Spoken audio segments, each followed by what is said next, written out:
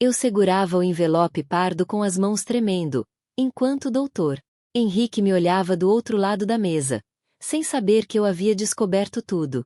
Cada palavra que ele disse nos últimos 5 anos era uma mentira calculada. Cada sessão de terapia um passo a mais no roubo da minha herança de 2 milhões de reais. Deixa eu voltar ao começo, porque você precisa entender como eu cheguei nesse consultório hoje, pronta para destruir o homem que jurou me curar.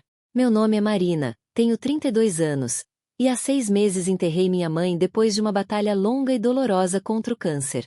Eu estava destruída, quebrada por dentro, e foi exatamente nesse estado que procurei ajuda pela primeira vez na minha vida. Nunca tinha feito terapia antes, sempre achei que conseguia lidar sozinha com meus problemas. Mas a morte da minha mãe me deixou em pedaços de um jeito que eu não conseguia mais fingir estar bem. Uma amiga me indicou o doutor Henrique Almeida. Ela falou maravilhas dele, disse que o consultório ficava em um prédio elegante no Leblon, no Rio de Janeiro, e que ele era especialista em luto e trauma. Lembro do primeiro dia que entrei naquela sala. As paredes eram bege claro, tinha uma poltrona de couro marrom onde ele sentava, e um sofá confortável de tecido onde eu me acomodei. Havia diplomas emoldurados na parede, plantas no canto, uma estante cheia de livros sobre psicologia. Tudo parecia tão profissional, tão seguro. Doutor Henrique tinha uns 40 e poucos anos, cabelos grisalhos nas têmporas, óculos de armação fina, sempre vestido com calça social e camisa de botão. Ele falava com uma voz calma, pausada, daquele jeito que te faz sentir que você pode confiar cegamente. E foi exatamente isso que eu fiz. Confiei. Nas primeiras sessões, eu só chorava. Chorava pela minha mãe, pela solidão que sentia, pela sensação de estar perdida no mundo sem ela. Doutor Henrique me ouvia com atenção, fazia anotações em sua caderneta de couro preto, balançava a cabeça com compreensão.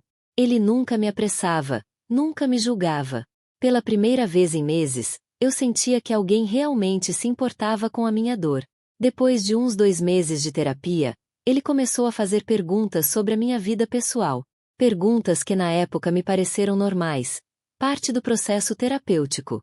Ele queria saber sobre minha família, meus relacionamentos, minha situação financeira. Eu contei tudo sem hesitar. Falei que era filha única, que meu pai havia morrido quando eu tinha 15 anos em um acidente de carro, e que agora, com a morte da minha mãe, eu estava completamente sozinha no mundo. Contei também sobre a herança que ela havia deixado. Minha mãe tinha um apartamento em Copacabana, bem localizado, de 3 quartos com vista para o mar. Além disso, ela tinha investimentos, uma boa quantia guardada que meu pai havia deixado quando morreu e que ela multiplicou ao longo dos anos com aplicações inteligentes. No total, a herança girava em torno de 2 milhões de reais. Não era uma fortuna absurda, mas era dinheiro suficiente para me dar segurança pelo resto da vida se eu administrasse bem.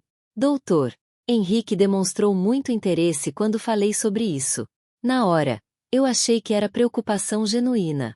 Ele disse que pessoas em luto muitas vezes tomam decisões financeiras precipitadas, que eu deveria ter cuidado, não fazer nada impulsivo.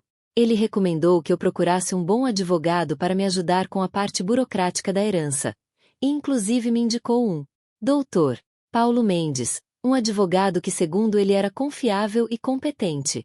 Eu segui o conselho sem questionar. Marquei uma reunião com o doutor Paulo, que tinha um escritório pequeno mas bem arrumado no centro da cidade. Ele era um homem mais novo que o doutor Henrique, talvez uns 35 anos, sempre muito simpático e solícito. Me explicou todo o processo de inventário, os documentos que eu precisaria reunir, os impostos que teria que pagar. Tudo parecia fazer sentido, e eu assinei os papéis que ele me apresentou, confiando que estava fazendo as escolhas certas. Enquanto isso, minhas sessões com o doutor Henrique continuavam. Ele começou a trabalhar comigo em questões mais profundas, dizendo que eu tinha problemas de autoestima, que eu não acreditava no meu próprio valor, que eu tinha dificuldade em confiar nas pessoas. Engraçado como ele estava certo sobre a última parte, só que por motivos completamente errados. Ele me convenceu de que eu tinha síndrome do impostor, que eu me sabotava, que eu precisava aprender a delegar e confiar mais nos outros. Durante as sessões, ele começou a mencionar que eu deveria considerar investir meu dinheiro de forma mais agressiva. Ele conhecia um corretor de investimentos, um tal de Rodrigo Silva, que trabalhava com clientes de alto patrimônio e conseguia retornos excelentes. Doutor Henrique não me pressionou diretamente, mas plantou a semente, falando sobre como seria importante eu garantir meu futuro financeiro, como eu merecia viver bem, como minha mãe gostaria de saber que eu estava cuidando bem do dinheiro que ela deixou. Eventualmente, eu conheci Rodrigo. Ele apareceu em um evento social ao qual o Dr. Henrique me convidou, um coquetel beneficente em um hotel 5 estrelas na zona sul do Rio. Rodrigo era charmoso, bem vestido, falava com segurança sobre mercado financeiro, ações, fundos de investimento.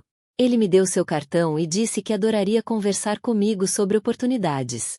Levei algumas semanas, mas acabei marcando uma reunião com ele. Rodrigo me apresentou várias opções de investimento, todas parecendo muito promissoras. Ele falou sobre diversificação, sobre crescimento a longo prazo, sobre como eu poderia praticamente dobrar meu patrimônio em 5 anos se fizesse as escolhas certas. Eu estava empolgada, me sentindo finalmente no controle da minha vida de novo. Nas sessões com o Dr. Henrique, eu compartilhava essas novidades. Ele sempre reagia com entusiasmo, me parabenizava por estar tomando as rédeas da minha vida, por estar fazendo escolhas maduras e inteligentes. Ele reforçava que eu estava no caminho certo, que estava finalmente superando o luto de forma saudável. Foi assim que, ao longo de um ano, eu gradualmente transferi quase toda a minha herança para investimentos gerenciados por Rodrigo. Eu vendia aos poucos as aplicações conservadoras que minha mãe tinha feito e colocava tudo em fundos mais agressivos que Rodrigo recomendava. Eu assinava documentos, autorizava transferências, sempre com a sensação de que estava fazendo a coisa certa porque as pessoas em quem eu confiava estavam me guiando. Dr.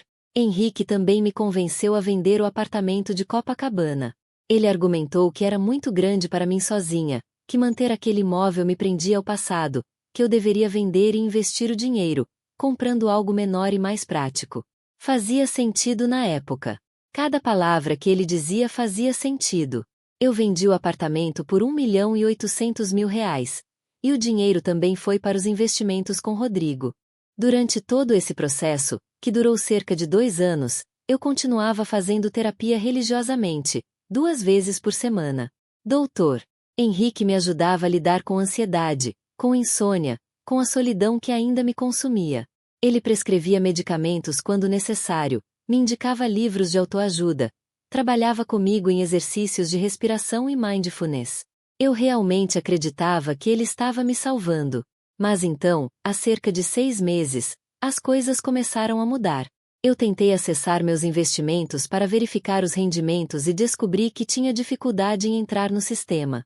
Liguei para Rodrigo, mas ele demorava dias para responder. Quando finalmente conversávamos, ele sempre tinha uma desculpa, falava sobre problemas técnicos, sobre mudanças no sistema, me pedia para ter paciência. Comecei a ficar nervosa. Mencionei isso para Dr. Henrique nas sessões, e ele me disse que eu estava tendo uma crise de ansiedade, que estava projetando meus medos sobre a situação financeira. Ele aumentou a dosagem dos meus remédios para ansiedade e sugeriu que eu fizesse sessões extras. Eu obedeci, como sempre obedecia. Mas a inquietação não passava. Comecei a ter pesadelos. Sonhava que estava na rua, sem dinheiro, sem casa, sem nada. Acordava no meio da noite suando frio, com o coração disparado. Durante o dia, eu me pegava pensando obsessivamente sobre os investimentos, sobre o apartamento que eu vendi, sobre todas as decisões que tinha tomado nos últimos anos. Foi então que decidi investigar por conta própria. Comecei procurando informações sobre Rodrigo Silva na internet. Não encontrei quase nada. Ele não tinha presença em redes sociais profissionais, não aparecia em nenhum registro oficial de corretores certificados. Isso me deixou alarmada. Como um corretor de investimentos com clientes de alto patrimônio não tinha nenhuma presença digital profissional, contratei um advogado diferente, sem contar para ninguém. Uma mulher chamada Doutora Letícia que uma conhecida distante me recomendou. Expliquei a situação para ela e pedi que investigasse. Doutora Letícia era eficiente e direta, não fazia rodeios. Em 2 semanas, ela voltou com informações que me deixaram em choque. Os fundos de investimento para onde meu dinheiro tinha ido não existiam. Eram empresas de fachada, registradas em endereços falsos. Rodrigo Silva não era um corretor certificado, era um laranja. E o mais chocante de tudo, Dr. Paulo Mendes, o advogado que cuidou do meu inventário, era sócio oculto de várias dessas empresas fantasma. Doutora Letícia conseguiu rastrear movimentações bancárias que mostravam transferências regulares dessas empresas para contas de Dr. Paulo e de outras pessoas que ainda estavam sendo investigadas. Eu quase desmaiei quando ouvi isso. Senti o chão se abrir debaixo dos meus pés. Toda a minha herança tinha sido roubada através de um esquema elaborado de fraude. Mas ainda faltava a peça mais importante do quebra-cabeça. Aquela que eu ainda não queria acreditar. Doutora Letícia continuou investigando. Ela contratou um investigador particular que vasculhou a vida financeira de todas as pessoas envolvidas. E foi aí que descobrimos a conexão final, a que me destroçou completamente. Dr. Henrique Almeida era o mastermind de toda a operação. Ele era sócio majoritário das empresas fantasma, recebia a maior parte do dinheiro desviado. Dr. Paulo e Rodrigo eram seus subordinados, peças em um esquema que ele tinha montado com perfeição. O investigador descobriu mais. Eu não era a primeira vítima dele. Dr. Henrique tinha feito isso antes com pelo menos outras 3 pacientes. Sempre o mesmo padrão, sempre mulheres vulneráveis, sozinhas, em processo de luto, com heranças substanciais. Ele as ganhava com terapia genuína no começo, estabelecia confiança profunda, e então aos poucos as manipulava para tomar decisões financeiras que beneficiavam seu esquema criminoso. Quando doutora Letícia me mostrou os documentos, as provas bancárias, os registros de empresas, eu simplesmente fiquei paralisada. Não conseguia processar a magnitude da traição. O homem para quem eu havia confiado minha saúde mental, meus segredos mais profundos, minhas vulnerabilidades mais íntimas, tinha me usado da forma mais cruel possível. Ele tinha transformado meu sofrimento em lucro. Tinha explorado meu luto, minha solidão, minha fragilidade. Eu chorei por dias. Me tranquei em casa, não atendia telefone, não respondia mensagens.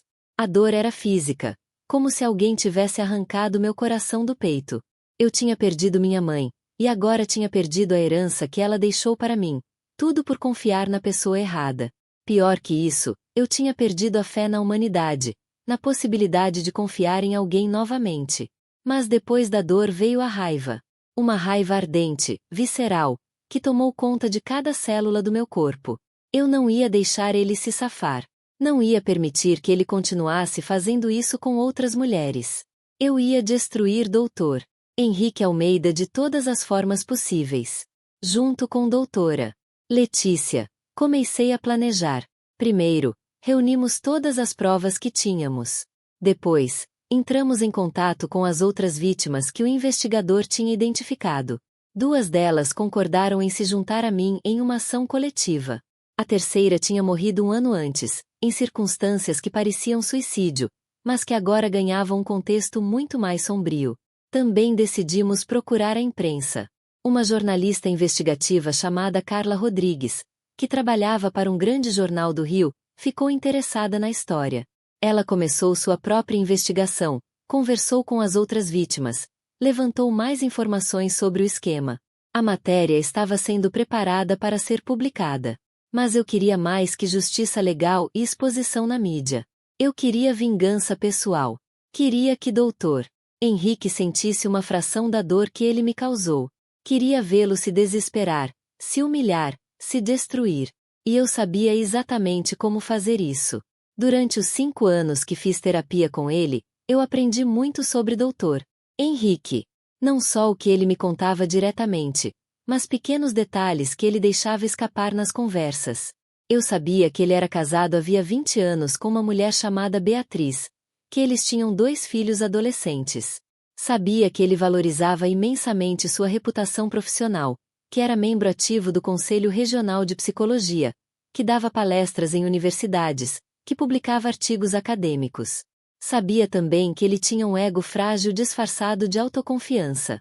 Nas raras vezes em que eu questionava algo que ele dizia ou sugeria, percebia um lampejo de irritação em seus olhos, mesmo que sua voz permanecesse calma. Ele precisava ser visto como o especialista, o salvador, o homem que tinha todas as respostas. Então eu elaborei um plano. Um plano que levaria semanas para executar, mas que valeria cada segundo. Eu ia usar tudo o que aprendi sobre manipulação psicológica contra ele. Ia virar o jogo completamente.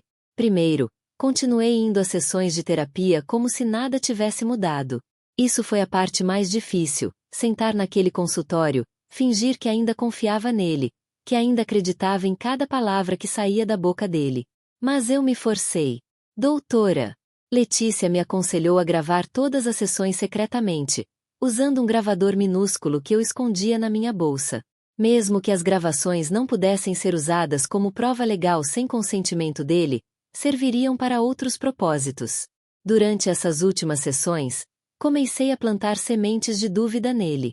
Mencionava casualmente que estava pensando em procurar um segundo terapeuta, só para ter outra perspectiva. Percebia como isso o incomodava, como ele tentava me dissuadir dizendo que seria contraproducente, confuso para meu processo terapêutico. Eu fingia concordar, mas via o desconforto em sua expressão. Falava também sobre como estava pensando em procurar um auditor independente para revisar meus investimentos, só por precaução, para ter certeza de que tudo estava correto. Ele tentava manter a calma, mas eu via seu maxilar tensionar, seus dedos apertarem a caneta com mais força. Ele me dizia que isso demonstrava que eu ainda tinha problemas de confiança, que precisávamos trabalhar mais nisso. Você já teve alguém na sua vida que você confiava completamente, que depois descobriu que estava te usando o tempo todo? Como você lidou com essa traição? Enquanto isso, doutora, Letícia estava movendo as peças legais. Ela entrou com uma representação no Conselho Regional de Psicologia, formalmente denunciando o doutor Henrique por violação ética grave. Também entrou com uma notícia-crime na delegacia, apresentando todas as provas do esquema de fraude. A polícia abriu um inquérito. Paralelamente, a jornalista Carla estava finalizando a matéria. Ela conseguiu documentos incríveis, incluindo depoimentos de outras vítimas, provas de movimentações bancárias suspeitas, até fotografias de doutor Henrique em encontros com Rodrigo e doutor Paulo em lugares que não tinham nada de profissional, como bares e restaurantes caros, sempre bancados com dinheiro das vítimas. Mas ainda faltava o golpe final, aquele que eu estava guardando para o momento certo. E esse momento chegou há 3 dias. Marquei uma sessão extra com o doutor Henrique, dizendo que estava tendo uma crise séria de ansiedade e precisava conversar urgentemente. Ele aceitou me encaixar no final da tarde de uma sexta-feira. Perfeito! Cheguei ao consultório com um envelope pardo na minha bolsa. Dentro dele, tinha cópias de todos os documentos que comprovavam o esquema de fraude, todas as provas que doutora Letícia havia reunido. Tinha também uma carta que eu havia escrito, detalhando tudo o que eu sabia, endereçada à esposa dele, Beatriz. Sentei no sofá como sempre fazia. Doutor Henrique me olhou com aquela expressão de preocupação falsa que eu agora reconhecia perfeitamente.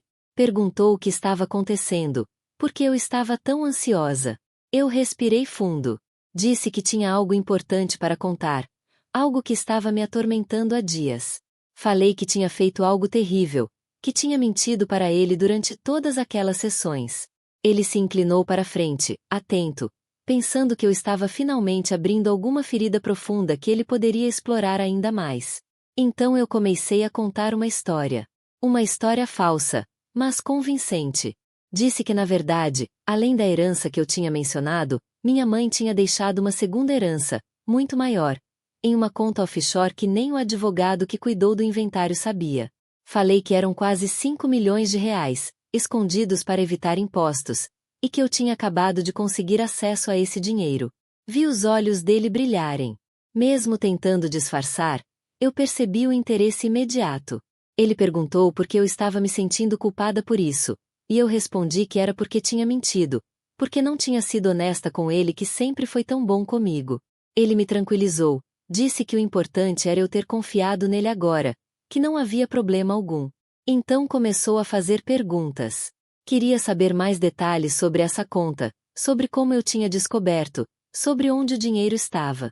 Eu ia respondendo, criando detalhes elaborados, vendo como ele absorvia cada palavra com uma atenção que nunca tinha demonstrado antes. Finalmente, depois de cerca de meia hora nessa conversa, ele sugeriu que talvez fosse prudente eu mover esse dinheiro para investimentos mais seguros, mais produtivos. Disse que poderia me ajudar a encontrar as melhores opções. Eu fingi hesitação. Disse que não sabia se queria mexer nisso ainda. Foi então que ele cometeu o erro fatal. Insistiu, de uma forma mais agressiva do que jamais tinha feito antes. Disse que eu estava sendo irracional, que estava desperdiçando uma oportunidade incrível de garantir meu futuro. Pela primeira vez em 5 anos, a máscara dele escorregou completamente. Eu vi a ganância nua e crua em seu rosto. E foi nesse momento que eu puxei o envelope da minha bolsa. Coloquei em cima da mesa de centro entre nós. Bem devagar. Doutor. Henrique olhou para o envelope, depois para mim, com uma expressão confusa. Eu disse, com uma voz mais firme do que jamais tinha usado naquele consultório, que não havia nenhuma segunda herança. Que tudo aquilo tinha sido um teste. E que ele tinha falhado miseravelmente. Então abri o envelope e comecei a tirar os documentos, um por um. Mostrei as provas das empresas fantasma, dos desvios de dinheiro, das conexões dele com Dr. Paulo e Rodrigo. Vi o rosto dele perder toda a cor, a boca abrir ligeiramente, os olhos se arregalarem. Continuei falando, minha voz ganhando força a cada palavra. Disse que eu sabia de tudo, de cada mentira, de cada manipulação. Que eu sabia sobre as outras vítimas, sobre o esquema que ele tinha montado, sobre cada centavo que ele tinha roubado de mim. Doutor. Henrique tentou se recuperar. Começou a gaguejar, a negar, a dizer que eu estava confusa, que estava tendo um surto psicótico, que precisava aumentar a medicação. Mas eu não parei. Continuei tirando documentos do envelope, mostrando cada prova, demolindo cada tentativa dele de negar. Então mostrei a carta que tinha escrito para a esposa dele. Li alguns trechos em voz alta.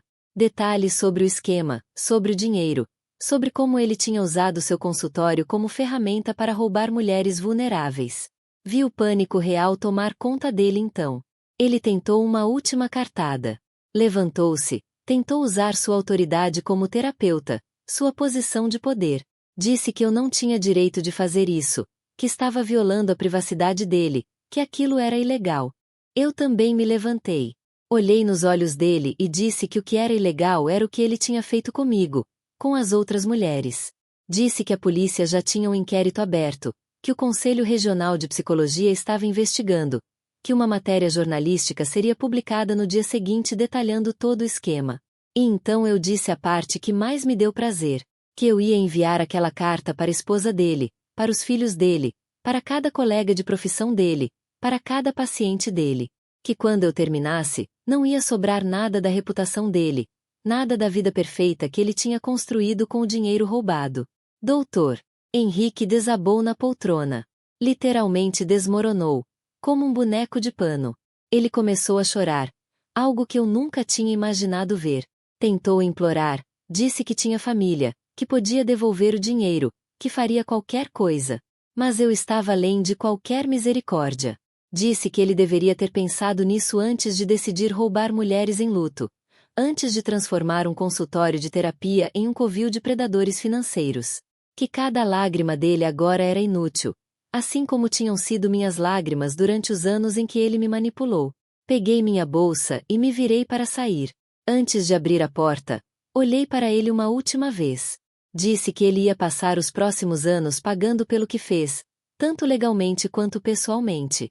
Que sua carreira estava acabada, sua reputação destruída, e que ele teria que olhar no espelho todo dia sabendo que era um predador, um criminoso, um homem que lucrou com o sofrimento alheio. Saí do consultório sem olhar para trás. Desci no elevador com as pernas tremendo, mas com uma sensação de alívio imenso.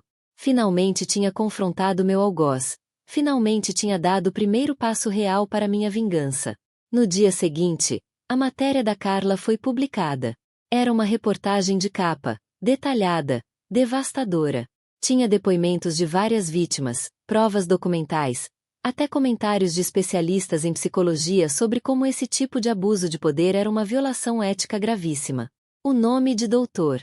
Henrique estava por toda parte, sua foto estampada junto com as acusações. A reação foi imediata e brutal. Nas redes sociais, a história viralizou. Outros pacientes dele começaram a se manifestar, alguns dizendo que agora entendiam certas atitudes estranhas dele durante as sessões. O Conselho Regional de Psicologia emitiu uma nota dizendo que estava investigando com seriedade e que medidas cabíveis seriam tomadas. A esposa dele, Beatriz, leu a carta que eu mandei. Segundo o investigador que continuou monitorando a situação, ela expulsou o doutor Henrique de casa no mesmo dia. Levou os filhos e foi morar com a mãe dela. Entrou com processo de divórcio na semana seguinte. A clínica onde Dr. Henrique atendia rescindiu o contrato dele.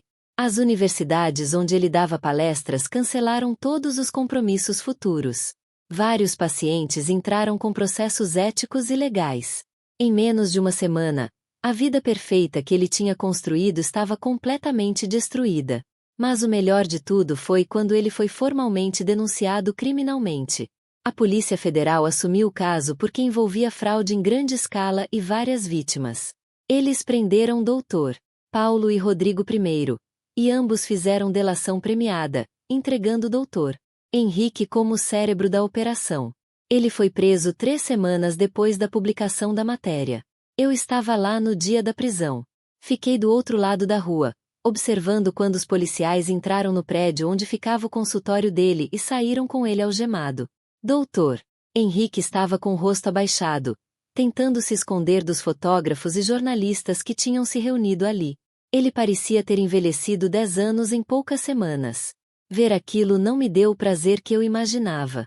Não senti alegria ou satisfação. Senti um vazio estranho, uma espécie de encerramento sem emoção. Talvez porque a vingança, quando finalmente executada, nunca é tão doce quanto imaginamos. Ou talvez porque nenhuma punição que ele sofresse poderia me devolver o que eu perdi. O processo legal ainda está em andamento. Doutora Letícia estima que levará pelo menos 2 anos até julgamento. As perspectivas são boas de que Dr.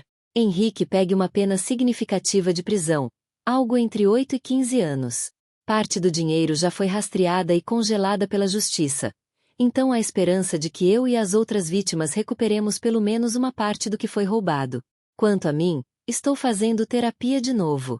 Dessa vez com uma profissional recomendada por doutora Letícia, alguém com reputação impecável e anos de experiência.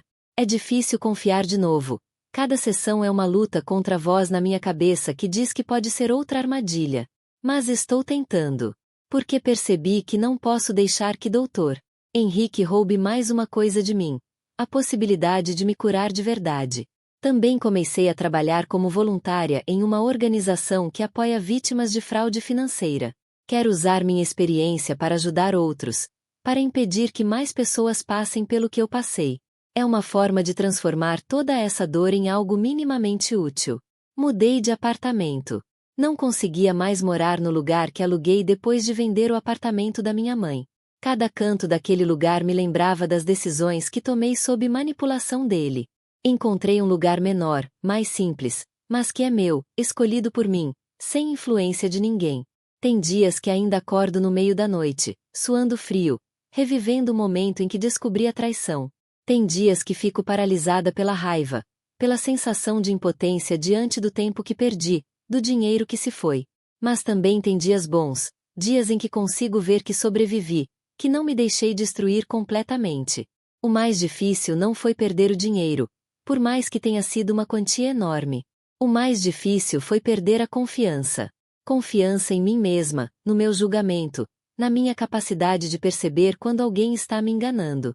Doutor Henrique não roubou só minha herança, ele roubou minha fé na bondade humana, minha capacidade de acreditar nas pessoas.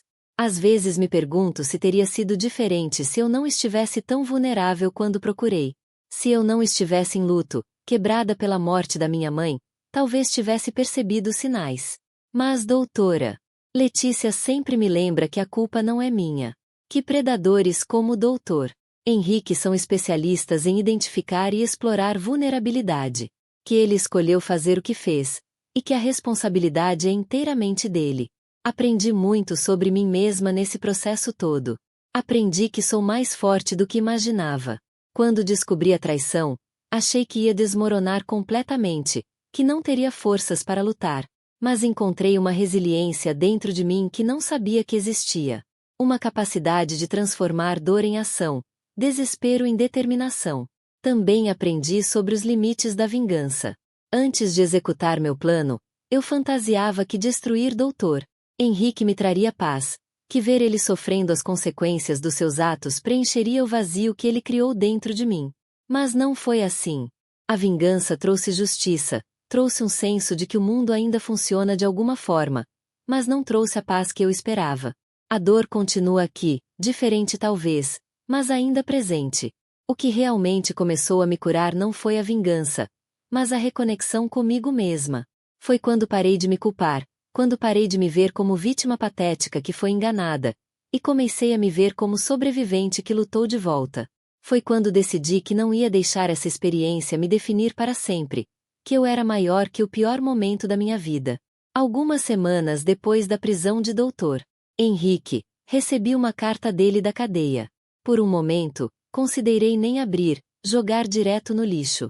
Mas a curiosidade venceu. Abri e li. Era uma carta longa, cheia de pedidos de desculpas, de explicações sobre como ele tinha começado com boas intenções mas foi corrompido pela ganância, sobre como ele estava arrependido, sobre como queria me compensar de alguma forma. Li a carta inteira e senti absolutamente nada. Nem raiva, nem pena, nem satisfação. Só um vazio profundo. Porque percebi que mesmo ali, mesmo preso, mesmo com a vida destruída, ele ainda estava tentando me manipular. Aquelas desculpas não eram genuínas, eram mais uma tentativa de obter algo de mim, talvez perdão, talvez que eu falasse com o promotor em seu favor, talvez simplesmente uma resposta que alimentasse o ego dele. Não respondi. Rasguei a carta e joguei fora. E aquilo foi libertador de uma forma que a vingança nunca foi. Porque ali, naquele momento, eu escolhi não dar mais nenhum espaço mental para ele. Escolhi seguir em frente sem olhar para trás. Mas seguir em frente é mais difícil do que parece. Tem dias que funciona, tem dias que não. Tem dias que acordo e consigo pensar em outras coisas, fazer meus planos, viver minha vida. E tem dias que acordo e tudo que consigo pensar é em como fui idiota, em como confiei em alguém que só queria me usar, em como perdi a herança que minha mãe trabalhou a vida toda para construir. Nesses dias ruins, eu tenho que me lembrar ativamente de que fiz tudo o que podia na situação em que estava. Que buscar ajuda profissional quando estava sofrendo foi a decisão certa. Que confiar em pessoas é necessário para viver em sociedade. Que o erro não foi meu, foi dele por abusar daquela confiança da forma mais vil possível. A nova terapeuta, doutora Sandra, me ajuda muito com isso. Ela trabalha comigo questões de trauma, de reconstrução de confiança, de como processar uma traição tão profunda. As sessões com ela são completamente diferentes das que eu tinha com o Dr. Henrique. Ela não me diz o que fazer, não me direciona para decisões específicas, não oferece soluções prontas. Ela me faz perguntas que me levam a encontrar minhas próprias respostas, me dá ferramentas para lidar com as emoções, mas sempre deixa claro que as escolhas são minhas. No começo, eu ficava constantemente analisando tudo que ela dizia, procurando segundas intenções, tentando identificar se ela estava me manipulando de alguma forma. Mas aos poucos, semana após semana, comecei a relaxar. Não completamente, talvez nunca completamente, mas o suficiente para que a terapia seja útil. Uma coisa que doutora Sandra me disse e que ficou gravada na minha mente foi sobre a diferença entre perdoar e seguir em frente. Ela disse que muitas pessoas acham que precisam perdoar quem as machucou para conseguir superar o trauma. Mas que isso não é verdade. Que perdão é uma escolha pessoal que pode ou não acontecer. E que tudo bem se não acontecer. Que o importante é encontrar formas de processar a dor e seguir vivendo, independente de perdoar ou não. Isso me libertou de uma culpa que eu nem sabia que estava carregando. Porque eu não quero perdoar Dr. Henrique. Não quero olhar para o que ele fez e dizer que está tudo bem, que entendo, que liberto ele das consequências. Ele não merece meu perdão. E saber que não preciso forçar esse perdão para me curar mudou tudo. Voltei a ter contato com algumas amigas que tinha me afastado durante os anos de manipulação. Dr.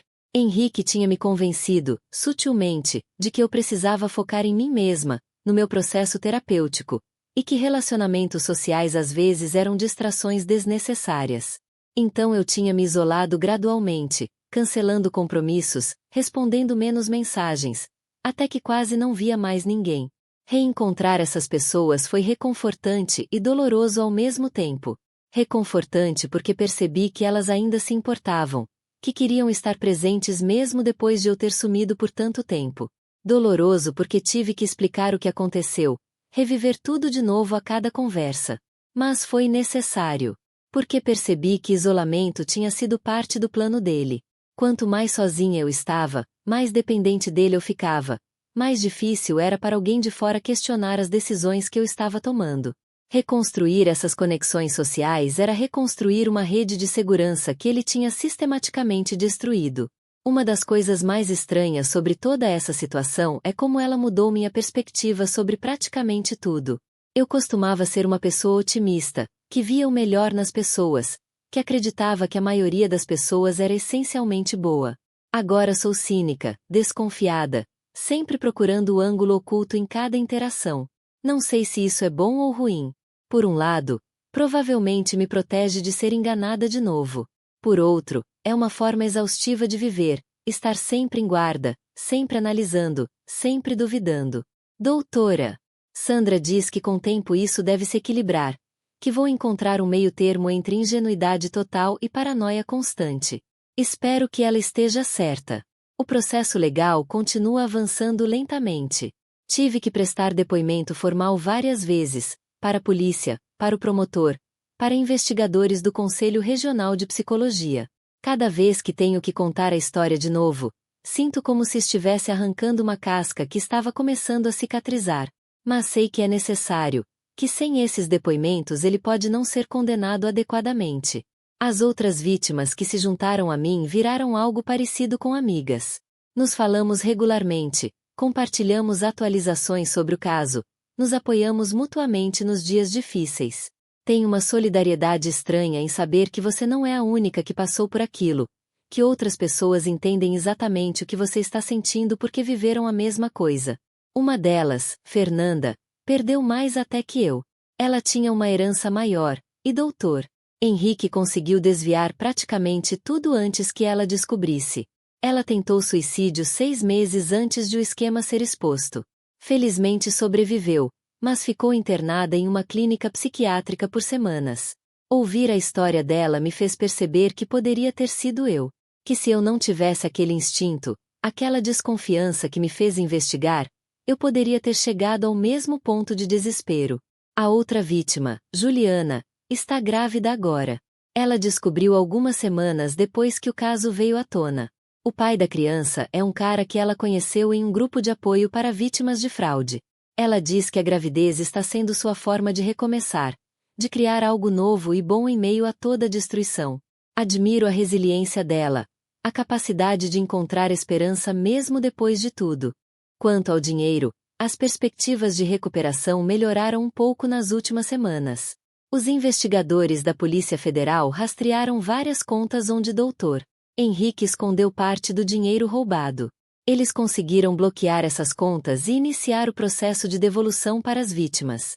Doutora Letícia estima que eu possa recuperar cerca de 40% do que perdi. Talvez mais se conseguirem rastrear tudo. Não é tudo, longe disso. Mas é algo. Pelo menos não vou ficar completamente sem nada. Aprendi a viver com menos, a ajustar minhas expectativas e meu estilo de vida. Consegui um emprego em uma empresa de marketing digital, algo completamente diferente do que fazia antes. O salário não é maravilhoso, mas paga as contas e me mantém ocupada. Trabalhar tem sido bom para mim. Me tira de casa, me força a interagir com outras pessoas, me dá uma rotina e um propósito além de ficar ruminando sobre o passado. Meus colegas não sabem da minha história, e prefiro assim. Lá eu sou apenas Marina, a nova do setor de mídias sociais, não Marina, a mulher que foi roubada pelo terapeuta. Comecei a escrever também. Nada profissional, apenas um diário onde registro tudo o que estou sentindo, tudo o que estou aprendendo nesse processo. Doutora Sandra sugeriu como forma de processar o trauma, e tem ajudado. Colocar as coisas no papel faz com que pareçam mais concretas, menos caóticas dentro da minha cabeça. Às vezes leio o que escrevi semanas ou meses atrás e fico surpresa com a mudança. Consigo ver minha própria evolução nas páginas, desde os primeiros textos cheios de raiva e desespero até os mais recentes que mostram aceitação e até pequenos momentos de paz. É uma evidência tangível de que estou progredindo, mesmo quando parece que estou presa no mesmo lugar. Uma das entradas do meu diário que mais me marcou foi sobre a relação com minha mãe. Percebi, através da terapia com doutora Sandra, que parte da minha dor com a situação toda era sobre sentir que tinha decepcionado minha mãe. Ela trabalhou tanto para construir aquele patrimônio, para me deixar segura, e eu perdi tudo por confiar na pessoa errada. Carreguei uma culpa enorme por isso, como se tivesse falhado com ela. Mas doutora Sandra me fez ver as coisas de outro ângulo. Ela perguntou o que minha mãe diria se estivesse aqui agora, se ela me culparia ou se ficaria orgulhosa de como lutei de volta. E quando pensei nisso de verdade, imaginando minha mãe, sua voz, seu jeito, soube a resposta. Ela ficaria destroçada pelo que aconteceu, mas não me culparia. Ela me abraçaria, me diria que está tudo bem, que o importante é eu estar viva e lutando. Essa percepção me libertou de um peso que estava carregando sem perceber. Parei de me sentir uma fracassada, uma filha que desperdiçou o legado da mãe. Comecei a me ver como alguém que foi enganada por um criminoso profissional, e que está fazendo tudo ao seu alcance para se recuperar e garantir que ele pague pelo que fez. O julgamento de Dr. Henrique está marcado para daqui a 6 meses. Vou estar lá, na primeira fila, olhando nos olhos dele enquanto o promotor apresenta todas as provas, todos os testemunhos, toda a extensão do que ele fez. Quero que ele me veja, quero que saiba que não me destruiu, que sobrevivi apesar de tudo que ele fez.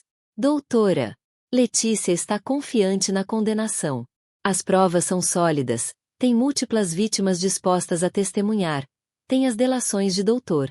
Paulo e Rodrigo que confirmam tudo. A defesa dele está tentando argumentar que ele tinha problemas de saúde mental, que estava viciado em jogos de azar e precisava do dinheiro para pagar dívidas, que não estava em pleno controle das suas ações. Mas ninguém está comprando essa história.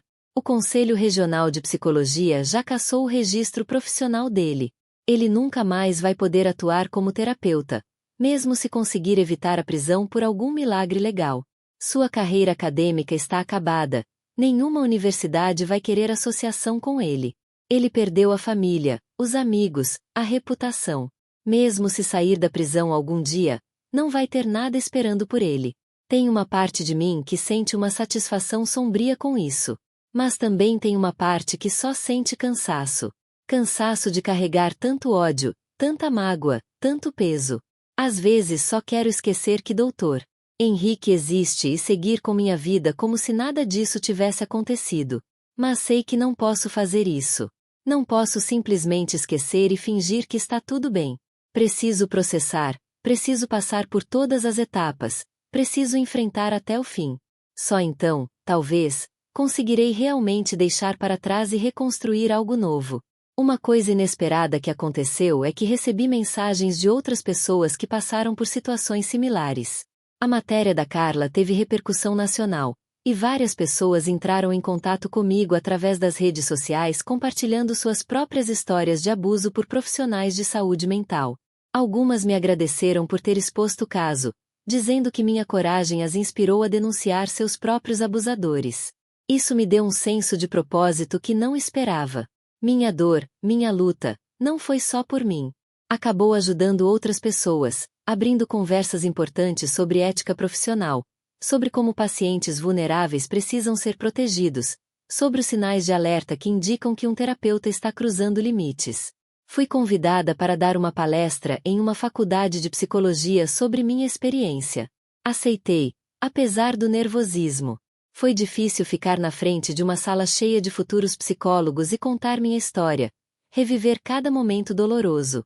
Mas valeu a pena quando, no final, vários estudantes vieram conversar comigo, dizendo que aquilo mudou a perspectiva deles sobre a responsabilidade que terão quando começarem a atender pacientes. Talvez seja essa a verdadeira vingança. Não a prisão dele, não a destruição da reputação dele, mas o fato de que o que ele fez vai servir de lição, vai prevenir que outros façam o mesmo. Que minha história vai fazer futuros terapeutas pensarem 2 vezes antes de cruzar uma linha ética. Que outras mulheres vulneráveis vão estar mais alertas para os sinais de manipulação. Ainda tenho pesadelos às vezes.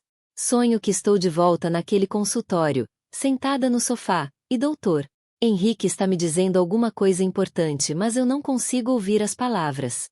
Ou sonho que estou tentando gritar, denunciar ele, mas nenhum som sai da minha boca. Acordo nesses dias com o coração acelerado, suando, precisando de vários minutos para me lembrar que aquilo já passou, que ele não pode mais me machucar. Doutora Sandra diz que os pesadelos são normais, parte do processamento do trauma. Que com o tempo eles devem diminuir em frequência e intensidade. Uso técnicas que ela me ensinou para lidar quando eles acontecem, exercícios de respiração, formas de me ancorar no presente e lembrar que estou segura. Adotei um gato há algumas semanas. Sempre quis ter um animal de estimação, mas nunca tinha tido coragem. Agora, morando sozinha, achei que seria bom ter uma companhia. Chamei ele de Sol, porque queria algo que representasse luz, calor, esperança. Ele é um gato laranja, cheio de energia, que adora dormir no meu colo enquanto eu escrevo ou leio. To sol muduminha rotina de formas pequenas mas significativas. Cordo de manha e preciso alimentalo. Limpar casinha dele brincar pouco. Me dá senso de responsabilidade e propósito. Nos dias ruins, quando sou queria ficar na como dietado, il me força levantar a funcionar. E tem algo profundamente reconfortante terem ser vivo que depende de mim. Que me ame incondicionalmente sem segundas intencos. Comecei a fazer aulas de yoga também. Outra sugestão de DRA. Indra. No comico a que meo babajam confesso. Mas depois de algumas aulas percebi o valor. Neo a tanto pelos exercícios físicos mas pela meditação, pela conexão entre corpo e mente. Pela prática de estar presente no momento sem ficar ruminando sobre o passado ou preocupando como futuro. Tem momentos raros mas preciosos. Que consigo simplesmente existir sem pensar mdr. Enrique sem pensar no treco, sem sentir raiva ou dor. Momentos que está fazendo yoga, ou brincando como sol, ou conversando como uma amiga, e percebo que está genuinamente presente, genuinamente ok. Esses momentos são pequenos lembretes de que a cura é possível. De que neo vou carregar esse peso para sempre. Fiz as pausas com algumas escalas também. Decidi que neo vou tentar recuperar o apartamento de minha mãe. Mesmo se tivesse dinheiro para comprar algo similar, neo seria o mesmo. Aquele lugar específico, com todas as memórias dela, se foi. Tudo bem. Posso honrar minha mãe de outras formas. Carregar a memória dela no coração sem precisar de espaço físico específico. Criei pequeno altar para ela no meu apartamento atual. Tem uma foto dela sorrindo, algumas flores que troco toda semana. Uma vela que acendo ocasiões especiais. A meu jeito de manter ela presente, de conversa com ela quando preciso. De sentir que ainda tem uma conexão mesmo ela neo estando mais aqui fisicamente. Às vezes me pergunto como seria diferente tivesse descoberto a fraude antes, se tivesse conseguido parar. Enrique no primeiro ano ao vez de deixar continuar por 5. Será que teria perdido menos dinheiro? Será que as feridas emocionais serão menos profundas? Mas sei que esse tipo de pensamento neo leva a lugar nenhum. Neo posso mudar o passado, so posso lidar com o presente e construir futuro melhor. Uma coisa que aprendi é sobre a importância de fazer perguntas. Eu aceitava tudo que dir. Enrique dizia como verdade absoluta porque ele era o especialista. O doubter a figura de autoridade. Nunca questionei suas recomendações, nunca busquei segundas opiniões, nunca fiz minha própria pesquisa. Agora sou diferente. Questiono tudo, verifico tudo. Sempre busco múltiplas perspectivas antes de tomar qualquer decisão importante. Isso às vezes me deixa lenta, indecisa, pressa análise paralisante. Mas prefiro isso do que voltar a confiar cegamente alguém só porque ocupam uma posição de autoridade. Autoridade precisa ser ganhada, comprovada, neo apenas assumida. Falei com a esposa de Dr. Enrique Beatriz algumas semanas atrás. Foiam encontro que ela pediu. Diz que precisava conversar comigo pessoalmente. Topiai curiosa mas também apreensiva. Encontramos em café neutro, longe de qualquer lugar que pudesse ter memórias associadas. Beatriz parecia exausta, envelhecida. Ela me pediu desculpas. Diz que não tinha ideia do que o marido estava fazendo. Que achava que o dinheiro extra vinha de consultas particulares e investimentos legítimos. Diz que quando descobriu a verdade, esse mundo de abu, que ela também se sentia vítima dele de certa forma. Ouvi tudo que ela tinha a dizer. Parte de mim sente pena dela. Dos filhos dela que agora tinham que lidar como feito de que o pai criminoso. Mas outra parte de mim fico irritada. Como ela não percebeu. Como não questiona de onde vinha tanto dinheiro. Não terá sido convenient para ela não perguntar muito enquanto aproveitava o estilo de vida confortável. Não disse nada disso em voz alta. Apenas agradeci por ela ter vindo conversar. Diz que entendia que a situação era difícil para todos. Não ofereci perdão. Não diz que estava tudo bem, mas também não fui cruel.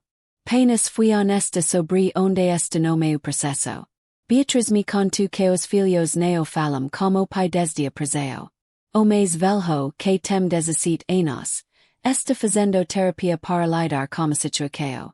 O mais novo, de 14, está tendo problemas na escola, sendo intimidado por colegas que sabem sobre o caso. São vítimas colaterais de tudo isso. Crianças que não fizeram nada de errado mas estão pagando pelo crime do pai. Isso me fez refletir sobre as ondas de destruição que DR. Enrique craiu. Não foram só e as outras mulheres que ele roubou diretamente. Foi a família dele. Os filhos que perderam o pai e a estabilidade. A esposa que perdeu o marido e teve que reconstruir a vida do zero. Foram os outros pacientes dele que agora questionam tudo que trabalharam em terapia. Esse perguntando se algo era real e se tudo era manipulação. Foram os colegas de profissão dele que agora enfrentam mais desconfiança e ceticismo de potenciais pacientes. Criminoso não destrói apenas suas vítimas diretas. Ele cria círculos concêntricos de dano que se espalham muito além do que ele provavelmente imaginou os importa considerar. Voltei ao barro onde ficava o consultório dele outro dia. Não tinha nenhum motivo específico para estar lá. Estava apenas passando perto e decidi parar. O prédio continua o mesmo, mas tem uma placa nova no lugar onde ficava o nome dele. Outro profissional ocupou o espaço. Fiquei ali parada por alguns minutos, olhando para a entrada, lembrando de todas as vezes que subi aquele elevador caia da esperança de que a terapia me ajudaria a me curar. E ajudou de certa forma so que não do jeito que eu esperava. Me cura me forçando a ser mais forte, mais esperta, mais cuidadosa. Me curo através do pior tipo de lição possível. Não entrei no prédio. Não tinha motivo para entrar. Aquele capítulo está encerrado. A sala onde aconteceu tanta manipulação agora abriga outra história. Dei meia volta e fui embora. E pela primeira vez consegui fazer isso sem sentir uma pontada aguda de dor ou raiva. Sni apenas. Nada. Vazio neutro que talvez seja o mais próximo de paz que consigo chegar agora. Penso muito sobre o que vou dizer no julgamento quando for minha vez de testemunhar. Quero que minhas palavras tenham impacto. Que o juiz e o júri entendam não só o crime financeiro, mas o crime emocional. O roubo do dinheiro a terrível, mas o roubo de confiança, de saúde mental, de capacidade de acreditar nas pessoas, é pior de certa forma. A mais difícil de quantificar mas infinitamente mais devastador. Dere. Litisha-me ajudou a preparar meu depoimento. Praticamos várias vezes. Ela fazendo o papel do advogado de defesa tentando me desestabilizar. Me preparando para as táticas que eles podem usar. Ela me ensinou a manter a calma, a falar claramente, a focar nos feitos sem deixar e moco me domina completamente. Mas também me diz que está tudo bem mostrar e moco. Que os jurados precisam ver que sou uma pessoa real. Que sofre dano real. Que isso não é apenas números em uma planilha. Encontrar esse equilibrio entre fatos e emoco vai ser o desafio. Mas esta preparada. O pelo menos tão preparada quanto posso estar. Sis meses atrás se alguém me dissesse que eu estaria onde esta hoje, lutando de volta reconstruindo minha vida, começando a encontrar momentos de paz, eu não teria acreditado. Naquela pouca, tudo que conseguia ver era escuridão, dor, a sensação de que nunca mais seria capaz de confiar ou eu ser feliz. Não vou mentir e dizer que agora está tudo bem, porque não está. Ainda carrego cicatrizes profundas, ainda tenho dias terríveis, ainda acordo de noite com pesadelos. Mas também tenho dias bons. Tenho momentos de risada com amigas. Tenho a paz de estar com meu gato no Colorado. Tenho a satisfação de saber que está fazendo diferença e o compartilhar minha história. Cura não é linear. Não é uma linha reta do sofrimento para a felicidade. É zig-zag baguncado, com passos para frente e passos para trás. Com dias bons e dias ruins aparecendo aleatoriamente. Mas a tendência geral é de melhora, e isso é o que importa. Enrique me tira muito. Me tira dinheiro, tempo, confiança, paz de espírito. Mas não conseguia me tirar tudo. Não conseguia me tirar a capacidade de lutar, de me reconstruir, de encontrar significado mesmo em meio ao caos. E no final, talvez isso seja a verdadeira vitória. Não que ele esteja preso, mas que eu ainda esteja aqui de pé seguindo em frente. Às vezes me pergunto o que ele pensa agora. Sentado em uma sala. Será que se arrepende? Será que entende a magnitude do que fez? Será que consegue dormir à noite? Provavelmente não vou nunca saber as respostas e talvez seja melhor assim. Ele não merece mais espaço na minha mente do que já ocupo. Que eu sei que vou continuar. Vou continuar fazendo terapia, trabalhando em mim mesma, reconstruindo minha vida tijolo por tijolo. Vou continuar compartilhando minha histórias e so puder ajudar outras pessoas. Vou continuar lutando pela justiça não só para mim mas para todas as vítimas dele. E dia talvez não logo mas dia, vou acordar e perceber que passei o dia inteiro sem pensar nele uma única vez. Que consegui viver plenamente presente no momento, sem carregar o peso do que aconteceu. Esse dia ainda não chego, mas acredito que vai chegar. E vou estar aqui esperando trabalhando em Dorico a ele. Porque se tem uma coisa que essa experiência toda me ensinou é que humanos são incrivelmente resilientes. Conseguimos sobreviver a coisas que achavamos impossíveis de suportar. Conseguimos nos reconstruir mesmo quando achamos que estávamos quebrados além do reparo. E conseguimos encontrar significado, propósito e alegria mesmo depois de passar pelo inferno. Eu sou a prova viva disso. Ainda estou aqui, ainda estou lutando, ainda estou esperançosa sobre o futuro mesmo depois de tudo. Se consegui chegar aqui, posso continuar. Dia de cada vez, passo de cada vez. Finalmente deixar tudo isso para trás e construir algo novo, algo meu, algo que ninguém pode tirar de mim. Então eu te pergunto se você já passou por uma treco assim. Tão profunda que te fez questionar tudo sobre a sua capacidade de julgamento, como você lidou? Você buscou vingança como eu fiz ou eu tento apenas seguir em frente e esquecer? E olhando para trás agora, você exige que fiz as escolhas certas e o expor tudo publicamente e lutar por justiça? Ou eu deveria ter apenas focado em me recuperar silenciosamente sem envolver mídia e processos públicos?